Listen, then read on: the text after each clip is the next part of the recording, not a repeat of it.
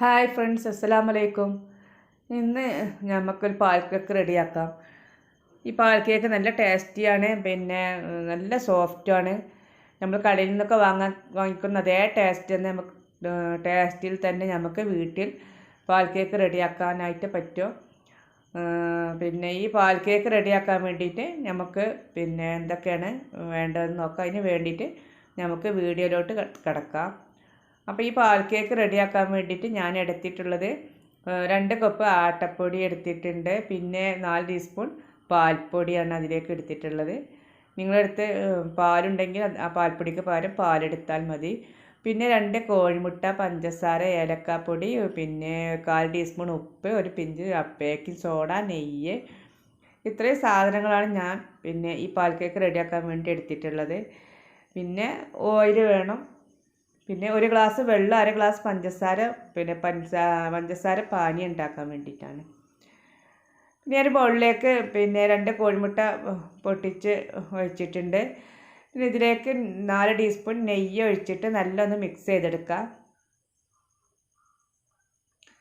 അപ്പോൾ നെയ്യ് ഒഴിച്ച് ഇനി നല്ലൊന്ന് മിക്സ് ചെയ്തിട്ട് പിന്നെ അതിലേക്ക് പഞ്ചസാരയും കൂടി ചേർത്തിട്ട് നല്ല മിക്സ് ചെയ്യുക.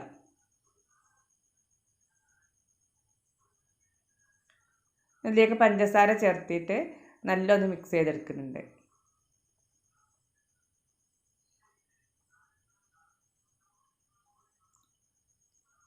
അപ്പോൾ ഞാൻ നല്ലൊന്ന് മിക്സ് ചെയ്തെടുത്ത് ഇതിലേക്ക് ഈ ബേക്കിംഗ് സോഡ, പിന്നെ ഉപ്പ്, ഏലക്കപ്പൊടിയൊക്കെ ചേർത്തിട്ട് നല്ലൊന്ന് മിക്സ് ചെയ്തിട്ട് പിന്നെ അതിലേക്ക് കാട്ടപ്പൊടി ചേർത്ത് പിന്നെ പാൽപ്പൊടിയും ചേർത്ത് ഇനി ഇത് നല്ലൊന്ന് കൈകൊണ്ട് നല്ലൊന്ന് കുഴച്ചെടുക്കുക.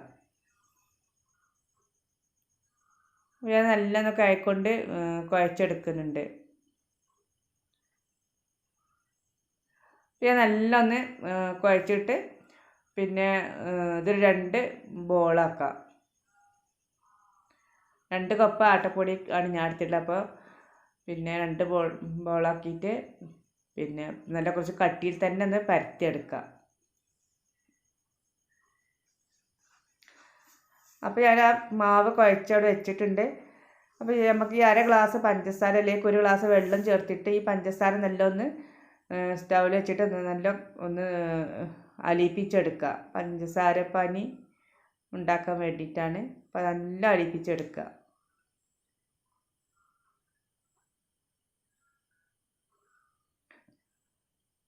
അപ്പോൾ നല്ല തിളച്ച് വരുന്നുണ്ട്. നല്ല തിളച്ചതിന് ശേഷം ഈ പഞ്ചസാരയൊക്കെ നല്ലൊന്ന് അലിഞ്ഞ് ചേർന്നാൽ മതി. എന്നിട്ട് നമുക്ക് സ്റ്റൗ ഓഫ് ചെയ്യാം.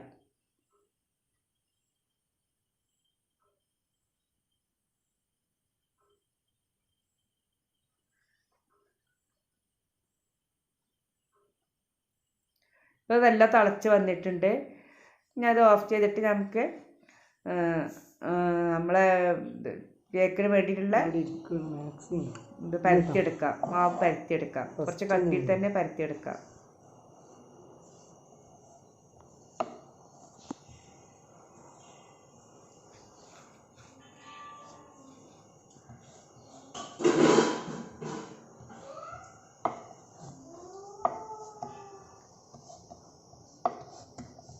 ഞാനിതൊന്ന് പരത്തിയെടുക്കുന്നുണ്ട്.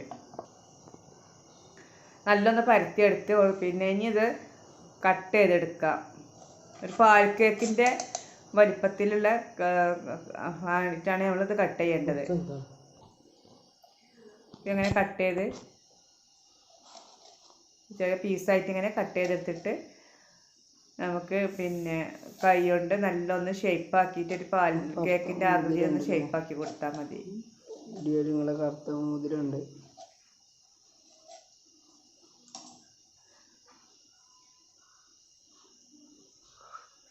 ഞാൻ നല്ലൊന്ന് ഒന്ന് ഷേപ്പാക്കി കൊടുക്കുന്നുണ്ട്.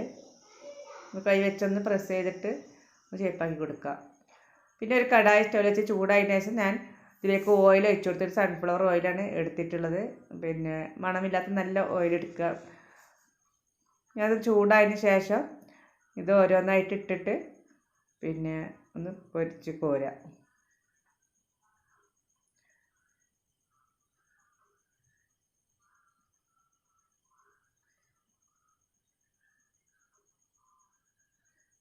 ഇനി അത് ഓരോന്നായിട്ട് ഇതിലേക്ക് ഇട്ട് ഇത് വേഗം റെഡി ആവാതെ പിന്നെ ചെറിയ ചൂടിൽ വേണത് നമ്മൾ പൊരിച്ചെടുക്കാനായിട്ട്. വേഗം കരിഞ്ഞു പോവും. ഹൈ സ്പീഡിലൊന്നും വെക്കരുത്.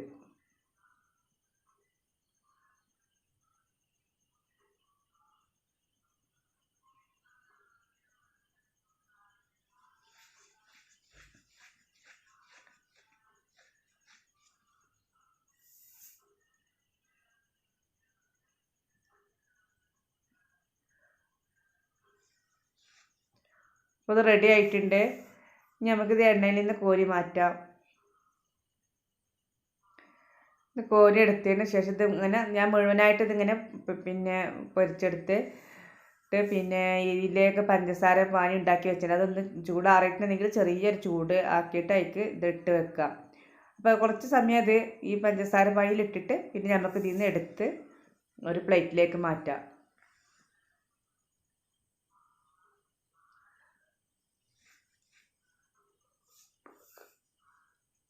അപ്പോൾ കുറച്ച് സമയം ഇത് ഇതിലിട്ട് വെച്ചതിന് ശേഷം ഞാൻ എടുത്ത് പ്ലേറ്റിലേക്ക് മാറ്റിയിട്ടുണ്ട്. അങ്ങനെ ഇത് മുഴുവനായിട്ട് ഞാൻ അങ്ങനെ പിന്നെ പൊരിച്ചെടുത്ത് പിന്നെ ഷുഗർ പിന്നെ പഞ്ചസാര പാനിയിലൊക്കെ ഇട്ടിട്ട് എടുത്ത് കോരിയതാണ്. അപ്പോൾ നമ്മൾ പാൽ കേക്ക് ഇവിടെ റെഡി ആയിട്ടുണ്ട്. നല്ല സോഫ്റ്റുമാണ്. കടയിൽ നിന്നൊക്കെ വാങ്ങുന്ന കിട്ടുന്ന അതേ ടേസ്റ്റിൽ തന്നെ അതേ പിന്നെ ഒരു ഇതിൽ തന്നെ നമുക്ക് കിട്ടിയിട്ടുണ്ട്. അപ്പോൾ ഇതുപോലെ എല്ലാവരും ഉണ്ടാക്കി നോക്കുക, അഭിപ്രായം അറിയിക്കുക. ഇഷ്ടപ്പെട്ടാൽ ലൈക്ക് ചെയ്യുക, ഷെയർ ചെയ്യുക. നിങ്ങളുടെ ചാനൽ സബ്സ്ക്രൈബ് ചെയ്തില്ലെങ്കിൽ സബ്സ്ക്രൈബ് ചെയ്ത് സപ്പോർട്ട് ചെയ്യാൻ തൊട്ടടുത്തുള്ള ബെല്ലൈക്കൺ കൂടി പ്രസ് ചെയ്യുക. അപ്പം ഇനി നമുക്ക് വേറൊരു വീഡിയോ ആയിട്ട് വീണ്ടും വരാം. അതുവരെ അസ്സലാമു അലൈക്കും.